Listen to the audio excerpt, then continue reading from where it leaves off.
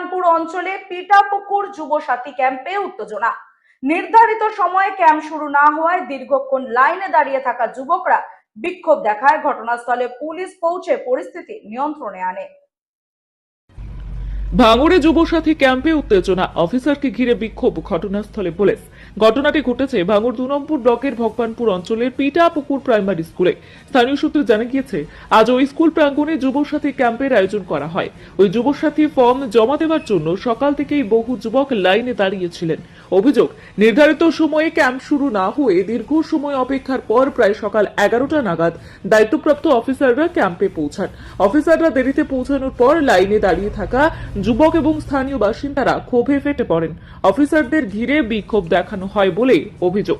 পরিস্থিতি উত্তপ্ত হয়ে উঠলে খবর পেয়ে ঘটনাস্থলে পৌঁছায় পোলেরহাট থানার পুলিশ। পুলিশ এসে পরিস্থিতি নিয়ন্ত্রণে আনার চেষ্টা করে এবং বিক্ষোভকারীদের শান্ত করে। সূত্রের খবর, পুলিশ দেরিতে পৌঁছানোর কারণ নিয়েও অফিসারদের ধমক দেয়। বর্তমানে পরিস্থিতি নিয়ন্ত্রণে রয়েছে এবং পুরো ঘটনার তদন্ত শুরু হয়েছে বলেই পুলিশ সূত্রে জানা গিয়েছে।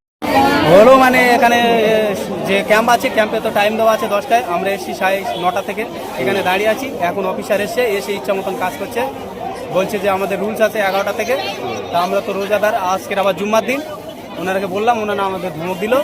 আমরা আবার দাঁড়িয়ে আছি লাইনে, কাজ এখন আপাতত দেখলাম ওনার গাড়িতে নামতে একটা ঘিরে ধরা হলো, বিক্ষোভ দেখানো হলো, ধাক্কাধাক্কি কেন, কি হলো? ধাক্কাধাক্কি মানে বলছিলাম যে স্যার আপনারা লেট করেছেন, বলছে আমাদের রুল আছে। ওই জন্য সবাই মোটামুটি মানে সবার মাইন্ডে এক থাকে না, ওই জন্য তো কেউ ধাক্কাধাক্কি করলো।